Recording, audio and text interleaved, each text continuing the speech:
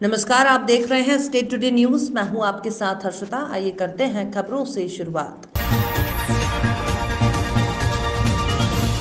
प्राथमिक स्वास्थ्य केंद्र सलीमीनाबाद में ग्राम पंचायत द्वारा मनरेगा योजना के अंतर्गत स्वास्थ्य केंद्र का बाउंड्री वॉल निर्माण चल रहा है, लेकिन उक्त बाउंड्री वॉल के कार्य से जनप्रतिनिधि और जनता नाराज नजर आई, क्योंकि क्षेत्रीय विधायक प्रणय पांडे ने विधानसभा में अस्पताल के उन्नयन के लिए प्रस्ताव रखा, जिसमें उक्त अस्पताल को ट्रॉमा सेंटर और 100 बिस्तरों वाला बनाना प्रस्तावित है, जिसमें भविष्य में अस्पताल के लिए जगह की आवश्यकता पड़ेगी, लेकिन ग्राम पंचायत अपनी मनमानी करते हुए निर्माण कार्य कर रहे थे, जिस पर ग्रामीण और जनप्रतिनिधि ने आपत्ति दर्ज करवाई और चल रहे निर्माण कार्य को तत्काल रोक दिया।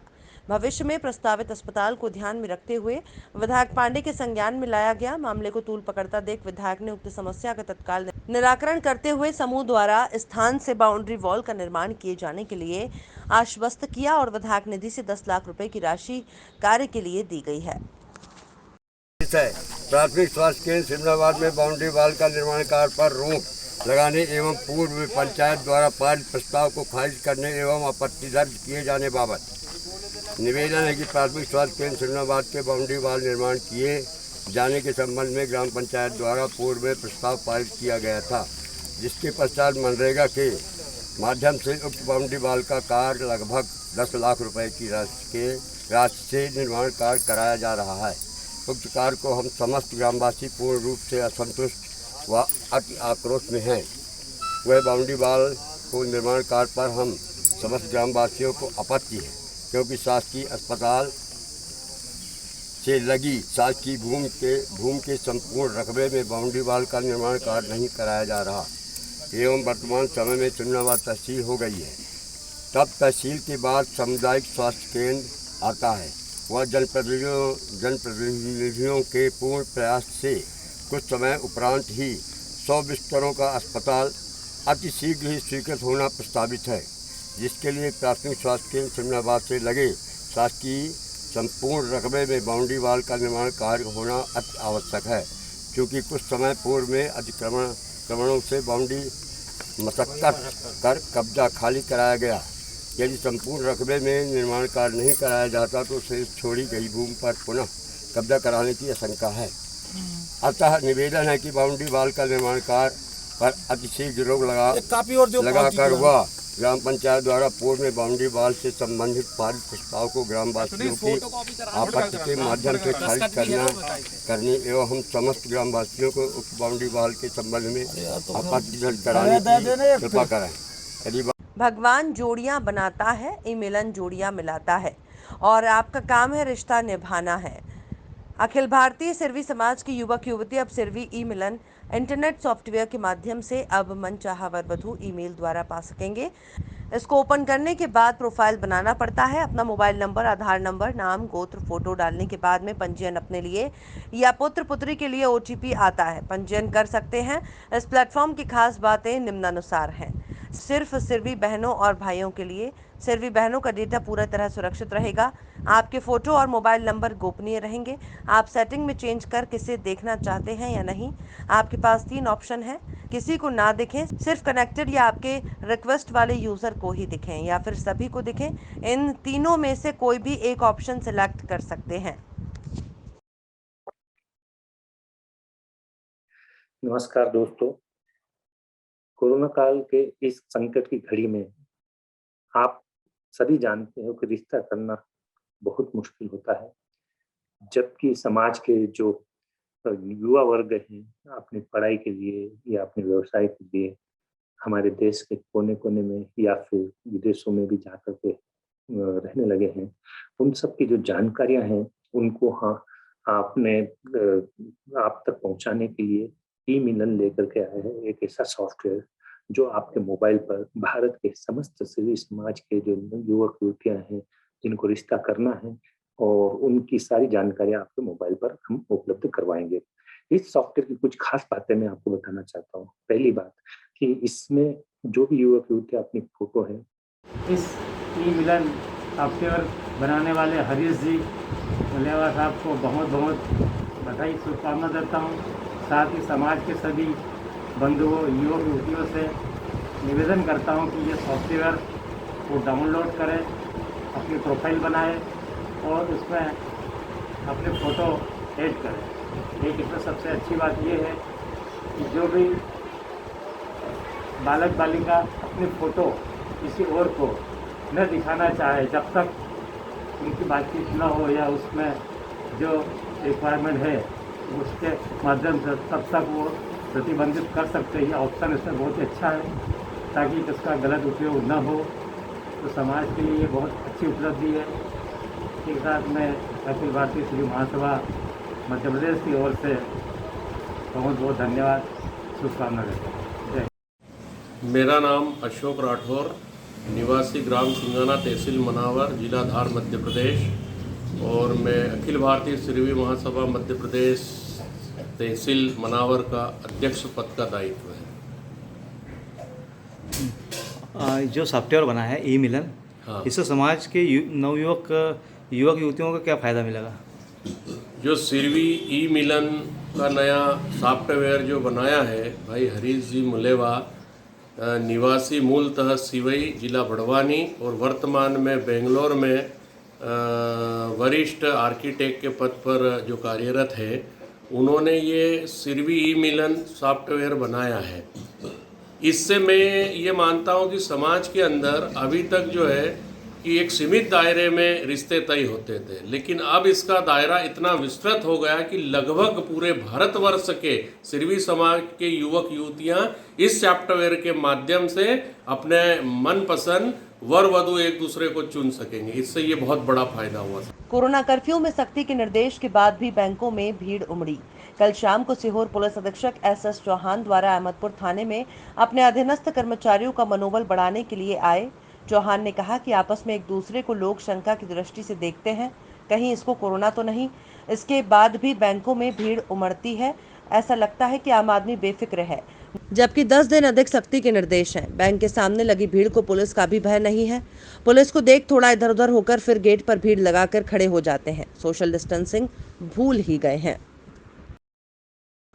दिनांक 25 मई 2021 को नगर मनावर में अनुविभागीय अधिकारी राहुल चौहान के निर्देशन में शहर मनावर के प्रमुख मार्गों पर भ्रमण करते हुए गांधी चौराहे से धार रोड अनाज मंडी तक बिना वजह घूमने वालों को रोका टोका गया और बिना वजह निकलने वालों पर चालानी कार्रवाई कर 5 लोगों को अस्थायी जेल भेजा गया।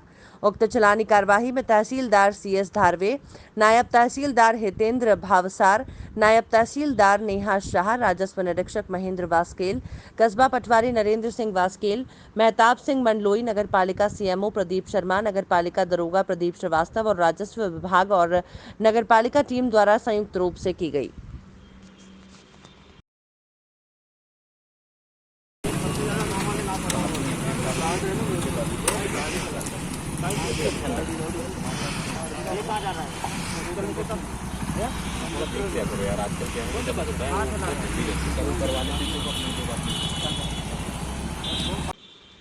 कटनी राइस मिलर्स एसोसिएशन ने मुख्यमंत्री के नाम पत्र लिखकर कटनी मिलर्स धान के वितरण में लेट लतीफी और गुणवत्ता विहीन धानों को मिलर्स को दिए जाने का विरोध दर्ज कराया है। मांग पत्र में राइस मिलर्स ने 10 रुपए प्रति कुंटल से बढ़ाकर देने की लंबित मांग को शीघ्र पूरा करने का अनुरोध किया है। राइस मिलर्स का आरोप है कि मध्य प्रदेश वेयरहाउस कैंप में खुले में रखी धान जो बारिश हवा में रखी गई, जिनका रखरखाव पर प्रशासन ध्यान नहीं दे रहा, और खुले आसमान के नीचे रखी धान जो बारिश में पूरी तरह भीग जाने से बोरों में सड़ गई और बदबू सड़ांध मारने लगी है। यहाँ तक कि धान के बारदाने तक सड़ गए हैं और धान में नमी बनी रहती है। ऐसे में वही धान राइस मिलों को दिए जाने से मिलर्स उन खराब धानों से गुणवत्ता वाले चावल का निर्माण किस तरह करेंगे, ये एक बड़ी मूल समस्या राइस मिलर्स की है और प्रशासन धानों को गुणवत्ता बचाने पर जोर देकर दबाव बनाता है। मुख्यमंत्री महोदय के नाम पे आपने एक पत्र जारी किया मिलर्स की तरफ से, क्या मांग है आपकी? हमारी मांग है कि शासन ने जो किसानों से समर्थन मूल्य पर धान हर वर्ष खरीद करता है, पिछले साल भी 19-20 में उन्होंने जो धान खरीदी की थी उसकी मिलिंग नहीं हो पाने के कारण शासन की करीब 5 लाख कुंटल धान खुले कैपों में अभी पड़ी हुई है जो पूर्णतः सड़ चुकी है, जिसका बाजार में लगभग 80 करोड़ से रुपए लेकर के 1 अरब रुपए है। इसी प्रकार इस वर्ष भी जो शासन ने किसानों से समर्थन मूल्य पर धान क्रय की थी वो मिलिंग अभी तक नहीं हो पाई। लगभग 6 महीने बीत चुके हैं। शासन की जो मिलिंग नीति है वो अनीतिगत है। नीतिगत है नहीं, जिसके लिए कई बार शासन को अवगत कराया गया कि मिलिंग दर आप बढ़ा के दीजिए जिससे आपकी शासन की धान समय में मिलिंग हो जाए। तो शासन न देने कारण क्या था पीछे अभी तक जो मिलर्स को धानों का आवंटन नहीं किया गया, इन देरी की वजह? मिलर तो धान मिलिंग करने को तैयार है, लेकिन शासन का जो रेट है कुल 10 रुपए कुंटल का रेट है मिलिंग का। रेट को लेकर कोई आप लोगों के बीच में बातचीत चल रही है? हाँ, हमने मिलिंग दर बढ़ाने के लिए कई बार शासन को अवगत कराया है। और दूसरा, जो शासन हमसे भारत सरकार के मानक से चावल मांगता है, उसने जो धान खरीद करके रखी है कटनी जिले में, मानक स्तर की नहीं है। उस खरीदी गई धान से उस मानक स्तर का चावल नहीं बन पाता है, जिसके लिए बाद में मिलर्सों को दोषी ठहराया जाता है। कितने लमसम क्विंटल या टनों का भंडारण हुआ, कितना मिलर्स को मिल जाता होगा? लगभग शासन ने इस साल 32 से 33 लाख कुंटल धान कटनी जिले में क्रय की थी, जिसमें से लगभग 15-16 लाख कुंटल गोदामों में रखी है और 15 से 16 लाख कुंटल खुले कैपों में रखी हुई है, जो वर्तमान में बारिश आ रही जिसकी भेंट इस साल भी चढ़ने वाली है। तो वो जो खुले कैंपों में जो धान रखी वो मिलेगा, तो उसमें क्वालिटी आप लोग अच्छी दे पाएंगे? नहीं, उस मानक का तो चावल ही नहीं बन पा रहे ना, इसलिए अपन ने शासन ने मांग की थी आप हमको मिलिंग रेट बढ़ा के दीजिए, जिससे हमारा जो क्वालिटी बनाने के लिए जो नुकसान होता है उससे हमारी भरपाई हो सके। आप अध्यक्ष हैं? जी सर, मैं ईश्वर हो रहा, अध्यक्ष rice mill association Katni. Sir, millers ने मुख्यमंत्री के नाम पे एक पत्र लिखा है जिन्होंने अपने मिलिंग रेट की बढ़ोतरी की बात किया है, क्या मामला है और क्यों देरी हो रही है? नहीं, ये पॉलिसी मैटर है और वर्तमान में मिलिंग की जो दरें हैं वो 10 रुपये प्रति कुंटल की दर है। उस पर अलग से प्रोत्साहन राशि राज्य सरकार देती है, कुछ शर्तों के अनुसार उसको भुगतान योग्य होती है वो राशि, जैसे कि FCI में जमा करना पड़ता है उनको। ऐसा ना होने पर उनको प्रोत्साहन राशि की कटौती होती है नियम अनुसार। और जैसा कि warehouse open warehouse है, सारे जगह धान के पूरे सड़ गए हैं, सड़ाक मार है, बदबू आ रही है, रख रखाव में इतनी बड़ी नुकसान है, जो क्षति हो रही है, इसके लिए तो आप लोगों ने, प्रशासन ने कोई कार्रवाई नहीं किया, कोई प्रबंधन नहीं बनाया किया इसके लिए? नहीं, इसके लिए प्रयास जो है जारी हैं। ज़िले में 3,27,000 मैट्रिक टन धान की खरीदी हुई थी 20-21 में, जो अपने आप में एक बड़ा क्वांटिटी है। और इसके पर्याप्त रखरखाव के लिए हमने जल्दी से जल्दी ओपन कैप में जो भंडारित धान है उसका उठाव हो सके प्राथमिकता पर, इस तरीके के निर्देश हमने मिलर्स को दिए हैं और हमने इसको क्रियान्वित भी कराया है। हम लोग जो भी धान का उठाव करा रहे हैं वो प्राथमिकता पर कैप, ओपन कैप के से करा रहे हैं, उसके बाद ही फिर हम लोग कवर्ड गोडाउंस पे जाएंगे। ओपन कैप हाउस में जो धान रखे हैं सड़ गई हैं, खराब हुई, उनको मिलिंग के लिए दिए जाएंगे, तो क्या वो क्वालिटी मिल पाएगी चावल जो मिलना चाहिए सरकार को या कंपनियों को?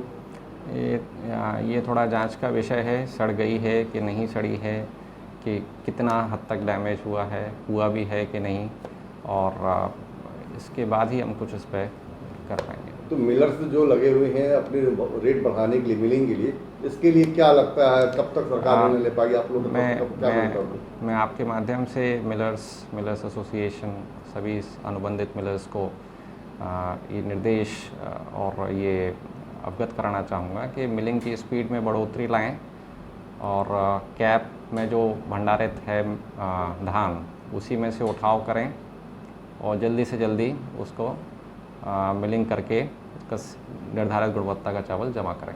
मिलिंग की गति में बढ़ोतरी लाएं। ओपन कैप के जो धान है अगर वो उठाओगे तो वो ऑलरेडी टूट चुके हैं, गल चुकी है, बदबू में आ रही, सड़ रही हैं, हम लोग जहाँ तक देख के आए, तो क्या वो चीज़ें सही रहेगी पब्लिक के लिए, आमजन के लिए? नहीं, हम लगातार प्रयासरत हैं कि जो ओपन कैप्स में भंडारित धान है उसका प्राथमिकता पर उठाव कराया जाए, और किया भी जा रहा है डेली। 19-20 में कटनी जिले में कितनी खरीदी हुई होगी धान की? गत वर्ष का, उससे पहले के आंकड़े तो नहीं है मेरे पास, 20-21 के अभी आंकड़े हैं। 3,27,000 मैट्रिक टन खरीदी हुई थी। लगभग 4 लाख मैट्रिक टन खरीदी हुई थी धान की। बताया जाता है 30 लाख के आसपास खरीदी हुई थी पूरे जिले में। 20-21 में 3,27,000 मैट्रिक टन खरीदी हुई है धान की समर्थन मूल्य पर। खबरों में फिलहाल इतना ही। आप देखते रहिए स्टेट टुडे न्यूज़।